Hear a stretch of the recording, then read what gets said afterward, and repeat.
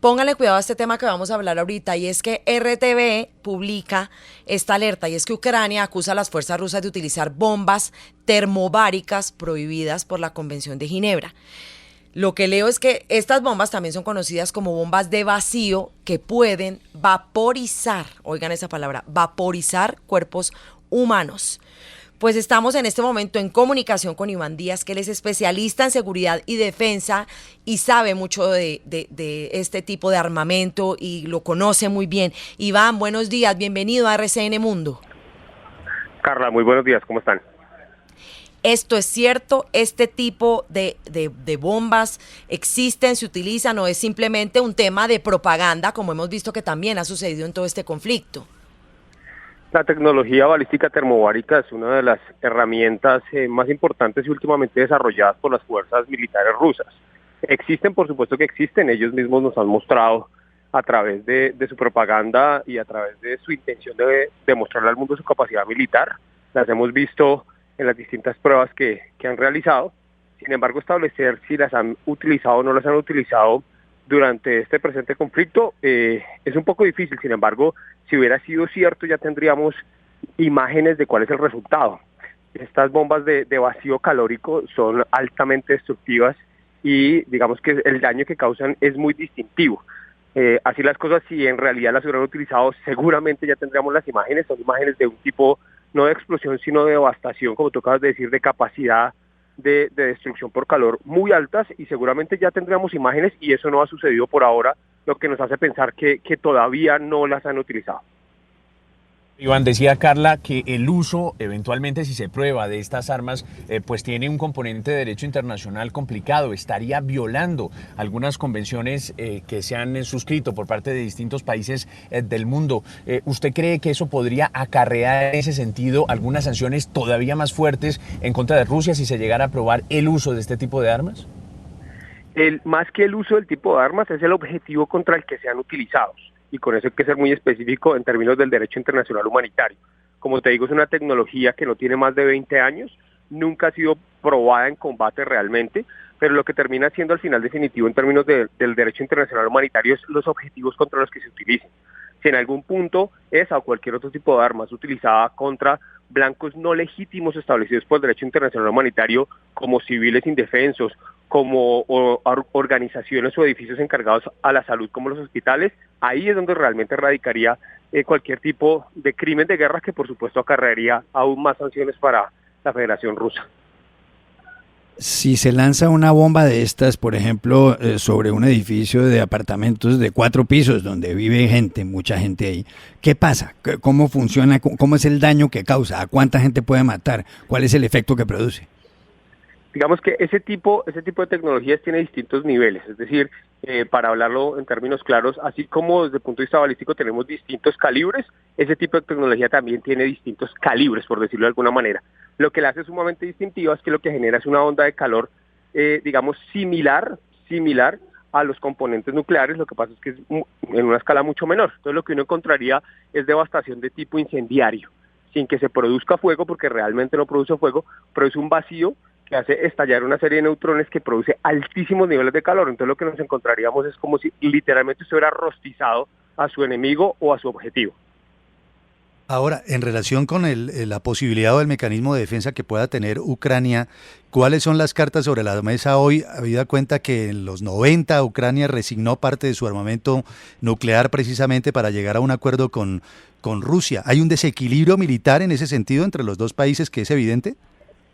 Sin duda. Es decir, hoy en día lo que hemos encontrado es una suerte de equilibrio, por decirlo de alguna manera, en la confrontación que se ha venido dando, porque es una confrontación que utiliza, vamos a decir, una serie de técnicas y herramientas militares muy convencionales.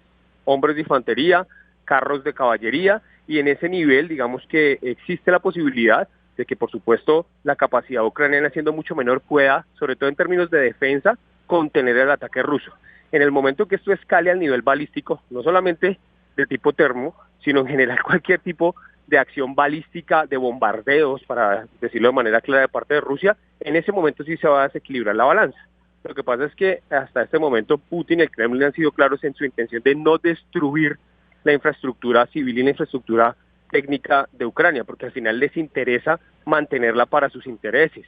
pero en el momento en que esto deje de suceder y ellos pasen a una fase balística, como les repito, de misilería y de bombardeo, pues por supuesto será devastador y será sumamente a favor de Rusia, porque Ucrania no solamente dejó a un lado su capacidad nuclear, sino en general su capacidad completa de misiles. Iván, hay un tema y es que uno podría decir que esas ONGs de medio ambiente han hecho un lobby grande en Europa para que se deje toda esa carrera armamentística y nuclear, que se deje de invertir tanto en armas, y ahora lo que estamos viendo es que Alemania, por ejemplo, y otros países pues se durmieron un poco con esa defensa, mientras que otros países como Rusia cada vez están más potentes en tema de poderío armamentístico e incluso nuclear, pues que ya recuerde usted que Putin amenazó con eso. ¿Cómo ve usted esta situación de que cada vez ese lobby de que no nos armemos? ¿Cómo lo ve? Digamos que eso fue una realidad sobre la cual especialmente el gobierno anterior del presidente Trump llamó la atención. Europa cometió dos errores muy graves. Uno, el desescalamiento masivo de capacidad balística, y el segundo, la entrega de su condición energética en términos tanto de gas como carbón a los rusos. Trump, en medio de su folclorismo, fue muy claro diciéndoles que eso era un error grave de tipo estratégico y que eventualmente los podía llevar a ser altamente vulnerables. Eso es lo que está sucediendo en este momento. En términos armamentísticos, sin embargo, Estados Unidos, al igual que Rusia y al igual que China, son países que continuamente siguen desarrollando este tipo de tecnologías, y la ventaja que hoy tiene la OTAN es que Estados Unidos le puede proveer este tipo de tecnología de formas casi inmediatas a los distintos componentes de OTAN. Ayer y antes de ayer ya se discutió dentro del Parlamento alemán la necesidad de actualización en términos tecnológicos militares. Hay unos dineros importantes para eso, y lo que va a suceder es eso, una transferencia de tecnología de parte de Estados Unidos a sus aliados de OTAN. Y ahora aterricémoslo un poquito más a la región, porque muchas personas, cuando empezó todo este tema, que no se había agudizado, cuando era inminente la invasión, pero todavía no había empezado, se burlaban incluso del gobierno colombiano por su preocupación de tener a Venezuela, un aliado en esta región de Rusia, y denuncias de la existencia de bases rusas y que incluso instalación de radares rusos. Usted, que es experto en temas de seguridad, ¿cómo lo ve? ¿Es algo que está en el papel, que no es cierto? Definitivamente Venezuela aquí como un centro de operaciones en Latinoamérica para Rusia es un riesgo para Colombia.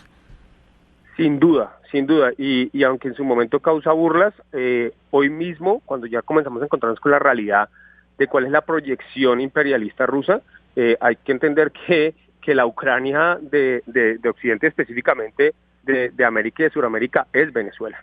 Ese es el gran pivot ruso en términos estratégicos y militares, y es nuestro vecino. Y nuevamente, así como Europa, nosotros también en Colombia hemos cometido de forma sistemática el error de pensar que la paz está del lado de desarmarse, que la tranquilidad se garantiza simplemente por tener aliados, y pues desgraciadamente nuestras capacidades militares, especialmente las de defensa aérea y capacidad aérea, están muy atrasadas en el tiempo, se quedaron en los 60s, y esto es un llamado para todo el mundo, específicamente para nosotros, a entender que sin ser un país guerrerista debe tener unas capacidades de defensa importantes frente a la beligerancia de tener un aliado ruso literalmente al otro lado de la puerta. Ahora, volviendo al tema y sentándonos en Colombia, ¿debe Colombia renovar la flota de aviones que tiene militares? Eso es una decisión que se debe haber tomado incluso sin tener, digamos, la problemática y la escalada que estamos viviendo hoy en día. Eso es un deber y es una necesidad que tiene todo país de tener la actualización suficiente para poder defenderse. Y por supuesto la flota aérea es uno de los elementos en los que más retrasados estamos en términos de defensa, y por supuesto que nos hace no solamente vulnerables sino apetecibles para cualquier tipo de reacción como la que hoy está teniendo Rusia y como la que ya ha manifestado en distintas ocasiones el gobierno de Nicolás Maduro. Por supuesto que hay que hacerlo, y hemos estado muy tardíos en esto. Ese mismo discurso de ONGs que nombraba Carla, que llevó a Europa a desarmarse, pues ha sido el que hemos tenido en Colombia, y en el que desgraciadamente hemos caído en una espiral que es muy, muy peligroso. Eso hay que, por supuesto, inmediatamente llevarlo al Congreso, que de hecho este gobierno lo ha llevado en repetidas ocasiones, y entender que no se trata de adquirir capacidades para ofender ni para atacar a nadie, simplemente para tener una capacidad de defensa suficiente para que nadie, digamos, intente entrar en el espacio aéreo colombiano y mucho menos atacarnos. Iván Díaz, especialista, experto en seguridad y defensa, muchas gracias por estos minutos con RCN Mundo. Vale, muchas gracias a ustedes.